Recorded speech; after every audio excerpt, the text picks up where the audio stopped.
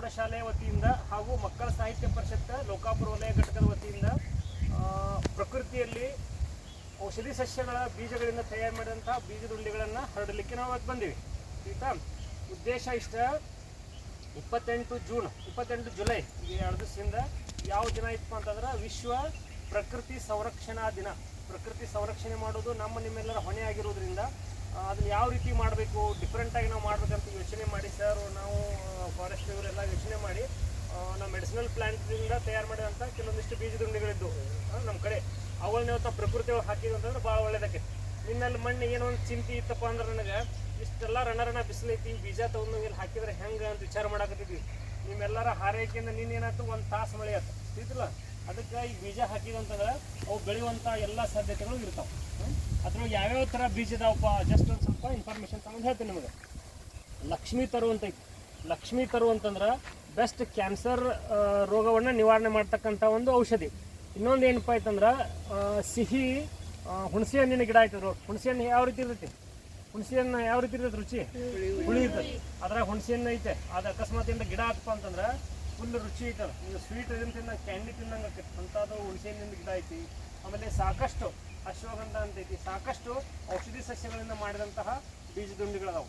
ನಿಮ್ಮ ಒಂದು ಏನಂತಾರೆ ಒಳ್ಳೆಯ ಕೆಲಸದಿಂದ ಅವೇನಾದ್ರು ಗಿಡಗಳಾಗಿ ಬೆಳೆದಪ್ಪ ಅಂತಂದ್ರೆ ಪ್ರಕೃತಿಗೊಂದು ದೊಡ್ಡ ಕೊಡುಗೆ ಆಗ್ತದೆ.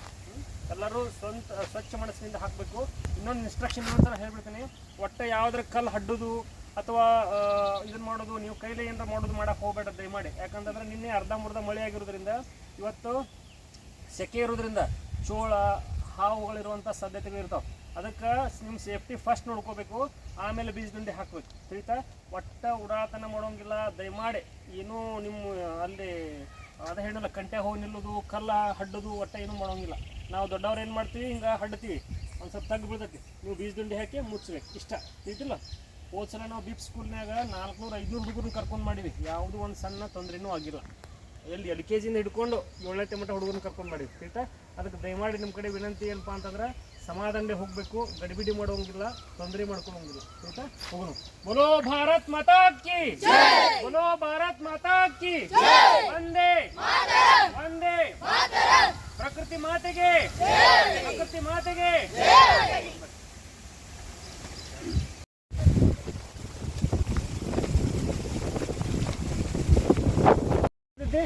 ಇದ್ರ ಹೆಸರು ಹೇಳ್ರಿ? ಸಹದೇವಿ. ಇದೇನು ಮಾಡೋದಪ್ಪ ಅಂತಂದ್ರೆ ಕಿಡ್ನಿ ಒಳಗಿನ ಕಲ್ಲು ಕರಗಿಸಕ್ಕೆ ಹೆಲ್ಪ್ ಆಗ್ತದೆ. ಆಯ್ತಾ? ಇದು ಹೆಂಗೆ ಟೆಸ್ಟ್ ಮಾಡ್ಬೋದು, ನೀವೇನು ಮಾಡಬೇಡ್ರಿ, ಹೆಂಗೆ ಹೇಳ್ತೀನಿ.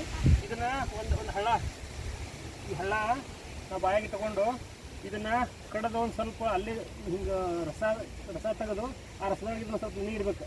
ಒಂದು 2 ನಿಮಿಷ ಬಿಟ್ಟು ಹಿಂಗೆ ಕಡ್ದು ಅಂತಿಕ್ಕೋ, ಇದು ಹಳ್ಳ ಏನಾಕತಿ 2 ಹುಳು ಆಗ್ತೈತೆ.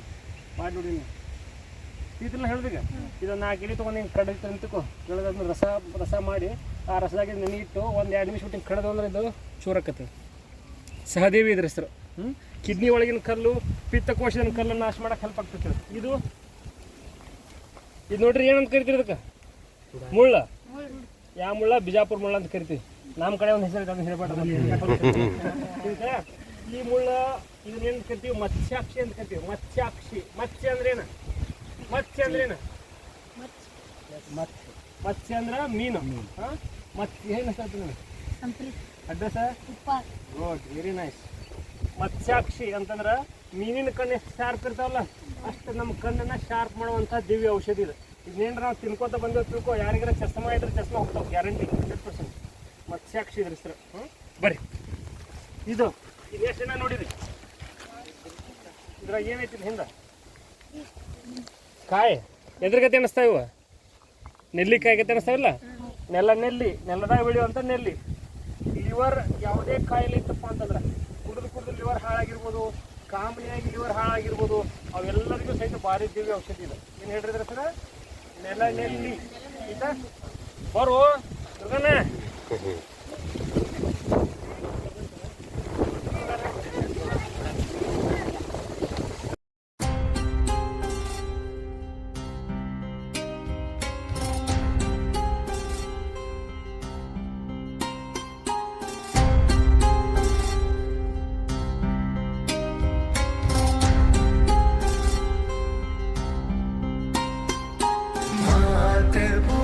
ಪೂಜಕ ನಾನು ಎನ್ನಯ ಶಿರವ ನೀಡುವೆನು ಅಡಿಯಲಿ.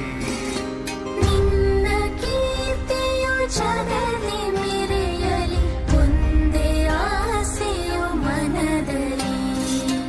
ಎಡರು ತೊಡರುಗಳೆಲ್ಲ ತುಳಿಯುತ್ತ ಮುಂದೆ ನುಗ್ಗುವೆ ಭರದಲ್ಲಿ.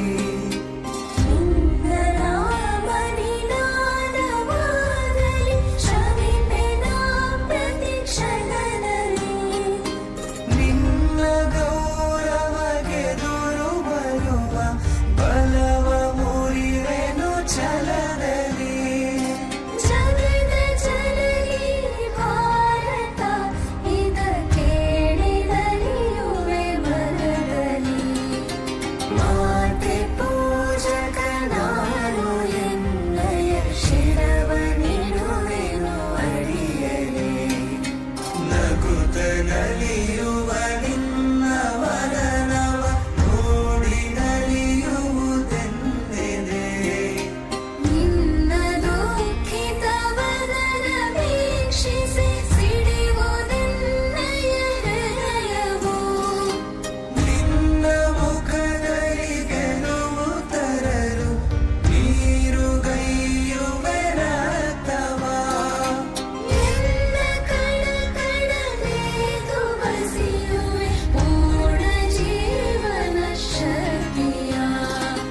ಮಾತೆ ಪೂಜಕ ನಾನು ಎನ್ನಯ ಶಿರವ ನೀಡುವೆನು ಅಡಿಯಲಿ.